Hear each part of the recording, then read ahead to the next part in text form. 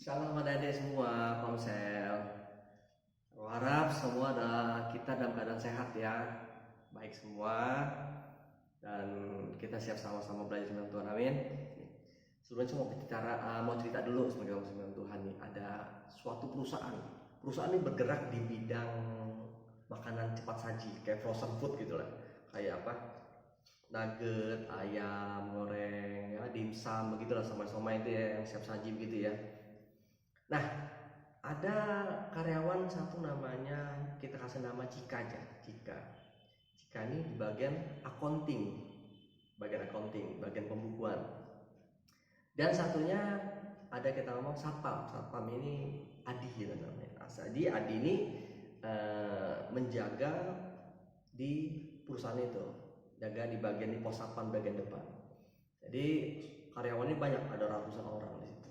Nah, jadi tiap hari ya Cika itu pasti, dan karyawan lainnya pasti melewati gerbangnya sama, satpam itu, dan pulangnya juga sama. Jadi pasti bertemu dengan satpam itu ya. Nah, suatu saat perusahaan ini mengadakan namanya stok opnam. Biasanya 1 tahun sekali ada stok opnam. Stok opnam ini buat ngecek seluruh stok gudang, dicocokkan dengan pembukuannya, dengan fisik, dengan perhitungan. Nah, ternyata begitu udah menjelang sore, ternyata hasilnya nggak cocok, timbul masalah. Waduh, akhirnya Cika bertanggung jawab. Di situ dia harus lembur untuk menyelesaikan laporannya karena dia minta bosnya besok pagi. Jadi mau nggak mau dia harus lembur. Akhirnya dia lembur, dia menjelang sore, menjelang malam lah kita ngomong. Jadi dia ngecek laporannya, kok selisih di mana, ini kok nggak sama, dia cocok dengan gudang kok nggak sama. Akhirnya dia ambil keputusan, saya harus ke gudang untuk cek fisiknya langsung. Mungkin ada barang-barang terselip atau yang tercecer mungkin, sehingga terjadi kesalahan di situ. Akhirnya dicek. Dan gudangnya itu kita tahu ya, frozen food itu berarti gudangnya itu bentuk kayak apa? Freezer semua kan? Gudang itu kan freezer, es semua, lemari es di situ. Jadi dia masuk situ, dia cek, dia cek, dia itu. Ternyata ada masalah timbul. Tiba-tiba masalah pintunya atau engselnya kenapa gitu, tiba-tiba pintunya nutup sendiri. Jegrek. Sehingga Cika terjebak dalam freezer ruangan itu. Waduh, dia nggak bawa handphone lagi, dia coba gedor, tolong. Kok nggak ada orang? Waduh, saya coba lebih keras lagi teriak, tolong, lebih keras lagi sampai tangan sakit. Masih tidak ada orang juga. Akhirnya dia putus asa, dia duduk di ujung, di pojokan kan, sambil dia meringkupkan kedinginan kan. Aduh Tuhan, tolong saya, kok nggak saya bisa mati membeku sih, Tuhan kirimkan Tuhan, tolong buat saya. Akhirnya nggak lama, jegrek, kebuka pintu. Cika heran, siapa itu? Begitu lihat, oh Adi, sapamnya yang menolong dia. Lantas dia bertanya kan, kok bisa Pak Sapam ini menolong dia gitu? Kok tahu saya di sini? Dia cerita gitu. Mbak Cika, kan tiap hari kita ketemu, Mbak Cika selalu nyalamin saya, pagi Pak Adi. Dan setiap pulang pun Mbak Cika selalu salam saya juga. Selamat pulang, selamat sore Pak Adi. Nah, biasanya kan tadi pagi Mbak Cika ketemu saya dan salamin. Tapi sore tadi pas ratusan karyawan udah pulang, saya perhatikan Mbak Cika kok nggak ada di situ, nggak nyalamin saya seperti biasanya. Makanya saya cari, mungkin Mbak Cika lembur atau Mbak Cika ada masalah di dalam. Makanya saya cari sampai ketemu, akhirnya Mbak Cika ketemu di sini. Oh gitu ya, ya makasih banyak Pak Adi. Aduh, saya nggak begitu baik Pak Adi buat saya gitu. Waduh, Tuhan udah kirimkan menolong buat saya. Iya, sama-sama Mbak Cika. Nah, itu lihat, kita belajar satu hal sini ya. Bagaimana posisi kita kalau kita sebagai Cika, dan Tuhan kita anggap sebagai kayak seperti Adi di Sapam tadi. Jadi bagaimana si Cika itu bisa mengalami pertolongan Tuhan? Karena apa? Dia cuma karena apa? Hal sederhana, nyalamin Adi Sapam tadi. Salamin pulangnya, salamin perginya. Pas makan siang juga mungkin dia kadang-kadang suka bawain es teh manis, kasih permen ke Pak Adi. Kadang-kadang belikan nasi makan siangnya, Sehingga dia ingat, oh ini Cika, oh iya baik ya mbak ini ya. Bukan karena suka sama suka, tapi karena kebaikannya. Tapi karena dia sering menyapanya, jadi dia ingat. Nah kita belajar beberapa hal di sini ya. Bagaimana kita bisa belajar 3 hal dari sini kita bisa tangkap. Pertama, bangun hubungan sama Tuhan dengan cara menyapa Tuhan, berdoa, beribadah sama Tuhan. Sapa, buat hubungan dengan Tuhan. Bangun dengan kesungguhan hati, dengan keteraturan, dengan konsisten kita bangun hubungan sama Tuhan. Supaya apa? Seperti cerita tadi, Cika begitu diingat sama Adi. Karena apa? Dia sering nyapa, gitu loh. Nah, kita juga bangunlah hubungan yang baik sama Tuhan. Tuhan tuh baik sama kita loh. Kalau kita tuh bangun hubungan sama Tuhan yang baik, karena Tuhan juga, Tuhan sendiri tuh masih berdoa loh sampai sekarang saat ini. Saat Tuhan sudah naik ke surga, dia masih berdoa buat siapa? Buat kita, menjadi pendoa sahabat kita. Masa kita nggak mau berdoa sama Tuhan? Dan dalam Roma itu katakan gini, roh yang dalam kita itu juga masih berdoa buat orang-orang kudus. Roh di dalam hidup kita masih berdoa.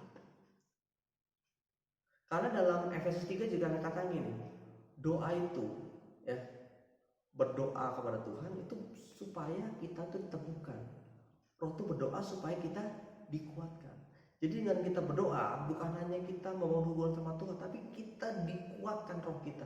Kita diteguhkan roh kita kepada Tuhan. Kalau kita itu adalah anak Tuhan. Amin. Jadi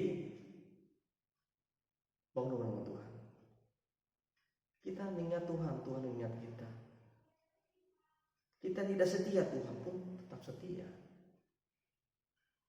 Yang kedua,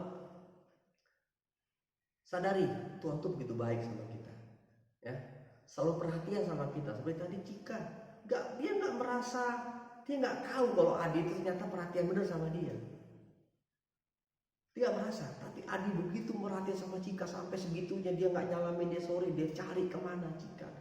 Oh ternyata dia terjebak, dicari. Jadi Tuhan tuh baik sama kita. Seperti dalam Mazmur Daud ya, berkali-kali Mazmur Daud di situ dikatakan bahwasanya untuk selamanya kasih setianya. Benar, Daud begitu mengalami namanya kasih setia Tuhan. Dalam keadaan susah pun, saat dia dikejar musuh, dikejar Saul, dikejar anaknya Absalom sekalipun, tetap apa dia? Tetap ucap syukur. Tentu baik. Dia tetap mengalami namanya pertolongan Tuhan. Dalam keadaan senang pun dia tidak lupa. Kasih setia Tuhanlah yang membuat dia sehingga Tuhan bisa angkat dia dari penggembalaan domba sampai dia seorang raja. Dia tetap ingat kasih setia Tuhan. Ya, jadi poin kedua adalah ingat Tuhan itu baik. Tuhan itu selalu perhatian sama kalian. Jangan kalian dikacaukan pikiran kalian, diintimidasi oleh iblis atau orang-orang sekitar kita. Kamu tuh anak gak berharga, kamu tuh anak kayak ini, anak itu, kamu tuh orang begini. Jangan dengerin. Itu bukan dari Tuhan, itu dari setan. Ya, kita tuh berharga. Tuhan tuh baik sama kita. Tuhan tuh baik sama kita. Tuhan selalu perhatian sama kita. Jadi jangan anggap saya ini begini Tuhan pasti jahat sama saya. Tuhan tuh nggak baik sama saya. Jangan. Tuhan tuh selalu baik buat kita. Amin. Dan poin ketiga, kita berharga di mata Tuhan. Kalian kok punya cincin emas sama tutup pena sama-sama hilang, mana yang kalian cari? Pasti cincin emas, bener gak? Kenapa? Ya karena cincin emas itu berharga. Kok tutup pena itu gak berharga, ya murah gitu loh, kita bisa beli lagi. Kalau cincin emas mahal, kita perlu perjuangan gitu ibaratnya. Sesuatu yang berharga itu pasti kita cari, bener gak? Kenapa Adi tadi mencari Cika? Ya karena di mata Adi, Cika itu berharga. Dia orang yang sangat dikasihinya, sehingga dicari. Mengapa Tuhan menganggap kita berharga? Ya karena kita berharga di mata Tuhan. Tuhan terus cari kita supaya jangan sampai kita terhilang, jadi makanan iblis. Kita hilang jadi bangsa iblis. Kita hilang, gak tahu kemana, keluar dari kasih karunia Tuhan. Nah jadi seperti dalam Matius 18 ya. Jadi tentang perumpamaan, ada 100 domba. Satu domba hilang, 99 domba lainnya ada di gunungan ditinggalkan oleh gembalanya. Dia mencari satu domba yang hilang. Kenapa? Karena domba ini berharga. Seperti hidup kalian juga, seluruh kita semua, kita semua. Kita berharga di mata Tuhan, sehingga Tuhan tetap cari kita. Tuhan mau berkorban untuk kita. Jadi 3 hal yang kita bisa pelajari pada siang hari ini ya. Jadi 1, bangun hubungan sama Tuhan. Sapa Tuhan lewat doamu, lewat ibadahmu, lewat pujian, penyembahan. Sapa Tuhan, bangun hubungan sama Tuhan yang baik.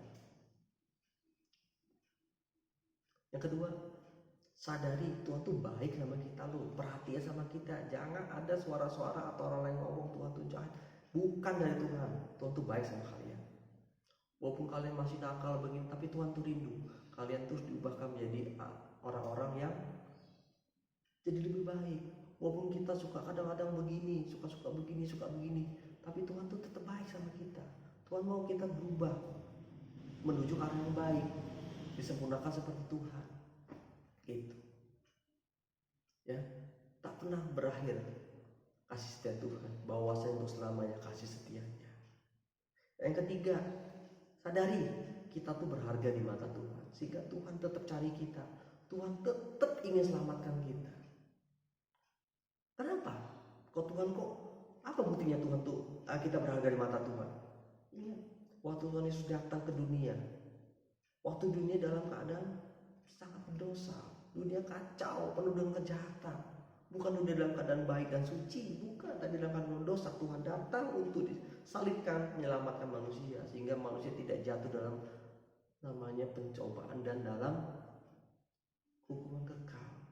Sehingga Yesus mau menggantikan segala dosa kita, menggantikan kesalahan kita, supaya Dia yang disalibkan, Dia dipersalahkan, menjadi ganti dosa sebagai kita, disucikan, dilayakkan untuk menjadi anak-anak Tuhan yang begitu berharga dan begitu dikasihi oleh Tuhan. Amin. Nah, kita baca satu ayat yuk. Terakhir dari Roma 5 ayat 8. Roma 5 ayat 8. Akan tetapi Allah menunjukkan kasih-Nya kepada kita oleh karena Kristus telah mati untuk kita ketika kita masih berdosa. Akan tetapi Allah menunjukkan kasih-Nya kepada kita oleh karena Kristus telah mati untuk kita ketika kita masih berdosa. Nah, jadi di situ kita lihat benar ya, Tuhan itu baik, benar, amin. Dia mau berkorban buat kita, Dia gantikan dosa kita, disalibkan untuk ganti dosa kita. Karena apa? Karena kita berharga di mata Tuhan, makanya Dia mau berkorban buat kita. Karena kita biji mata Tuhan loh, kita ini anak raja, kita ini biji matanya Tuhan, kita kesayangannya Tuhan. Jadi jangan sampai iblis kelabui kalian, bohongi kalian, timbul dalam pikiran kalian, telinga kalian. Kamu ini anak begini, negatif. Singkirkan, buang dalam nama Yesus keluar. Kita anak Tuhan, kita anak raja, kita anak sayang Tuhan, kita biji matanya yang selalu dijaga oleh Tuhan, karena kita berharga di mata Tuhan, karena Tuhan itu begitu baik dan perhatian sama kita. Nah, oleh karena itu, bangunlah hubungan kita dengan Tuhan dengan kesungguhan hati, sadar Tuhan itu baik sama kita. Kita bangun, kita balas cintanya Tuhan dengan cara kita mengasihi Dia. Amin. Kita sapa Tuhan ya. Bangun waktu teduhmu, saat teduhmu dengan Tuhan. Bisa kalau pagi nggak sempat ya siang atau sore atau malam, bangun hubungan dengan Tuhan. Tetap puji Tuhan di rumah, berdoa kepada Tuhan. Amin. Kita berdoa yuk. Terima kasih Tuhan, terima kasih buat kesempatan yang baik ya Tuhan, sama-sama kami belajar firman Tuhan. Terima kasih buat Tuhan Yesus yang telah mati dengan salib, menggantikan dosa kami, mengatakan kesalahan kami, sehingga kami tidak masuk dalam hukuman kekal, tapi kami masuk dalam kerajaan kekal Tuhan, karena Engkau telah menanggung segala dosa kami. Terima kasih Tuhan, terima kasih. Sekarang kami telah dilayakkan Tuhan untuk kami terus menerima kasih setia Tuhan. Kami terus dicurahkan oleh rahmat-Nya Tuhan yang diperbaharui dari hari ke hari. Tetap kami tinggal dalam lingkaran kasih karunia Tuhan. karena kan di luar itu kami menjadi mangsa iblis, kami akan jadi lemah, kami akan jadi rentan, kami yang jadi makanannya iblis Bapa. Tapi kami percaya Roh Tuhan yang tinggal dalam hidup kami, Roh Kudus yang tinggal terus dalam hidup kami dan hati kami, akan terus menguatkan kami, meneguhkan kami, untuk kami terus konsisten kami berdoa, beribadah kepada Tuhan. Sungguh-sungguh kami datang kepada Tuhan, karena Tuhan yang akan selalu terus menolong kami, karena Tuhan itu begitu baik dan perhatian sama kami, karena kami adalah orang-orang, anak-anak yang begitu berharga di mata-Mu Bapa, sehingga kami terus akan mau Tuhan berhubungan selalu dengan Tuhan, membangun hubungan yang baik dengan Tuhan, sehingga kami akan terus tinggal dalam genggaman Tuhan.